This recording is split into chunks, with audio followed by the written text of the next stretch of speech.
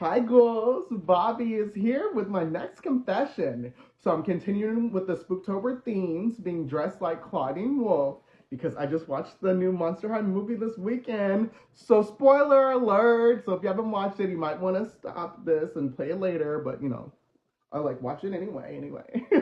So yeah, so overall, I just want to say, preface this with, I'm just happy they made this movie and that Monster High is back with this because of this, and I'm just so happy Nickelodeon's on board and they're doing this.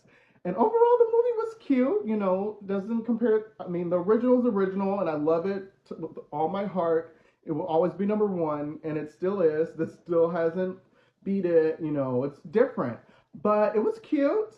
I have to say, it felt like it was a little rushed. I kind of wanted more. Like, I would have loved the origin of Frankie to see how they were made. And speaking of Frankie, I loved him in the movie. I love that they're non-binary now and they're not neurotypical. So I love seeing that diversity and then the actor just being so awesome portraying that. And I was iffy about Claudine being half human, but it really gave something new to the storyline to show how the monsters hated humans so much because of how they treat monsters and how they had this preconception against humans. But it was nice to see that they came through and accepted Claudine for who she was. And also, I like that. I was iffy about Draculaura being a witch, but I did like how they put that in the storyline and how her dad overcame that and everyone overcame that as well. I wish life was that easy as well, but it actually should be because these things are represent things that are showing differences, and that it's okay to be different and it's okay to try to different things and to not stereotype people and shun things because it's different than what you have done.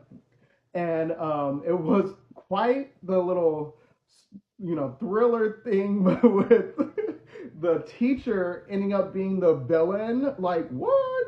So I did not see that coming. Matter of fact, when I saw him singing, I'm like, why does this boring guy get a song? But it was a cute song and he could sing and dance and he was getting it.